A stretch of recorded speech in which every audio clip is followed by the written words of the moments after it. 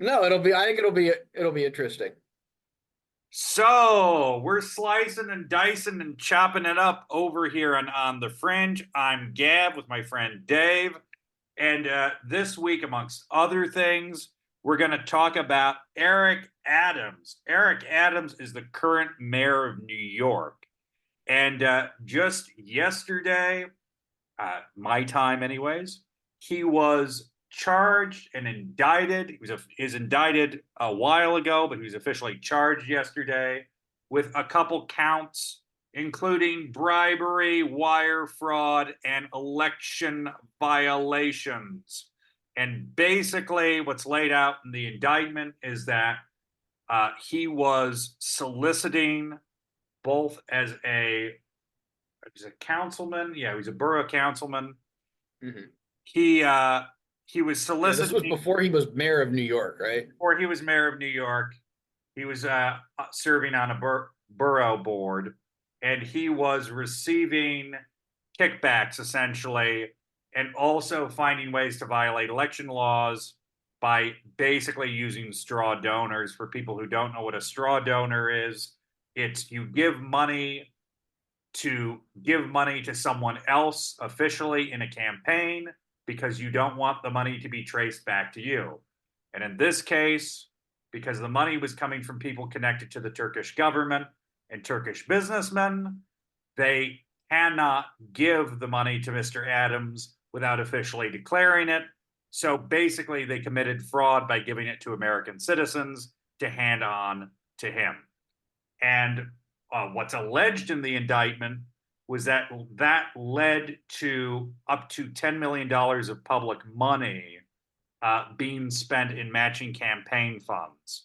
Because in mayoral elections in New York, the city matches a certain amount of campaign funding. So if you get $2,000, the city will also give you $2,000. That again, this is fraud. Like in case that wasn't obvious. The other allegation was that he received about $120,000 in airplane tickets through Turkish Airlines through a contact he had with Turkish Airlines that he was introduced through again through these businessmen. That he was getting free hotel visits, that he was getting free champagne and a ride around town and all this sort of thing. And it seems like there's very extensive evidence of this. The attempts to conceal it seem to be rather amateurish. Uh, Yeah. And and the whole entire travel history, going to jump in real quick. His whole entire travel history is online, yeah, and he had trips. He went to India, he went to China, he went to Ghana, he went to Paris, and he went through Istanbul every time. So if you look on a map, Ghana is in West Africa. Istanbul is way, way, way past West Africa. So he would go completely out of his way to go on Turkish Airlines through Turkey back to West Africa. And he did the same thing for Paris, same thing for Hungary. He went to China through Turkey. He did a bunch of trips. And these weren't just quick, short trips. These were long business trips in business class on very nice, very expensive plane tickets and staying in very nice hotels and humongous compensation in the tens of thousands and hundreds of thousands of dollars. and again, he's not just doing this; he's also committing fraud by deliberately trying to make it look like he paid less. He was smart enough to realize that he had to look like he was paying for this stuff, but he's paying nominal fees and he's getting reimbursed for it. So he's actually not paying any money at all. And he's sending associates, he's sending relatives, he's bumping everyone up to business class. He was being very generous. Now, I have actually read the indictment. To be fair, I read the indictment very early this morning, so I can't remember every detail. But the two main things that seem to have resulted from this is basically when someone from the Turkish consulate asked him to do something, he would do it. So the two main cases of this were uh, the Turkish consulate had a skyscraper called Turkish House that they wanted to open before Erdogan flew in. I think it was for a UN meeting, and they wanted it to be open. They couldn't open it because the fire department of New York wouldn't certify that it was safe. The fire alarm system was not operable. Adams was told to fix this. He did. He basically appointed an inspector and lent on him and said, "You will lose your job. You have to approve this." He approved it. So that's again another very obvious case of bribery. You give someone money and they do things for you. That's like, again, fairly obvious. The second thing he did, which isn't as notable, but which is also kind of interesting, is he was asked specifically to not say anything on Armenian Genocide Remembrance Day, and he didn't. And again, if someone who's giving you money and favors asks you to do something, and then you comply with their request, that's bribery. That's a case of bribery. So he was being bribed. He was committing fraud, covering it up. And, these are all pretty hefty things to be charged with federally.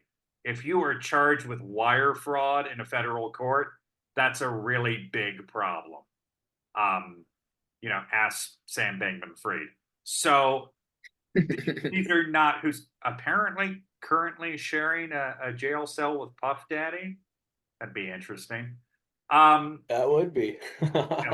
Oh man. I'm glad I'm not a fly on that wall. So this is very serious. These are very serious allegations.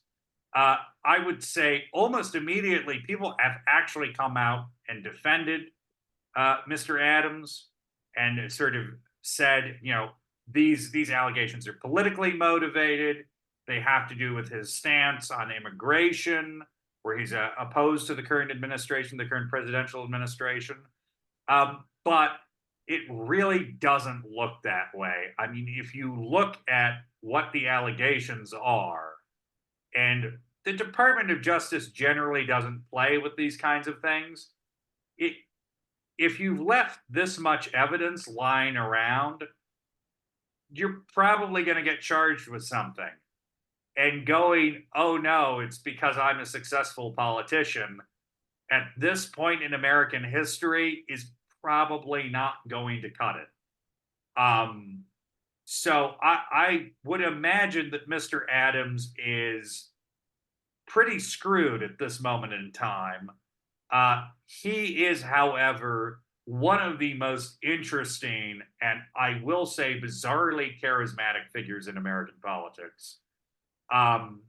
He has incredible resources. There's an anecdote in the indictment where he is confronted. He has multiple cell phones. They find his main cell phone. It's locked, and he says he'd love to give them access, but he just changed it from a 4-digit code to a 6-digit code, and he forgot the password, so he can't give it to them. How inconvenient. Yeah, and you're reading this and you're going, wow.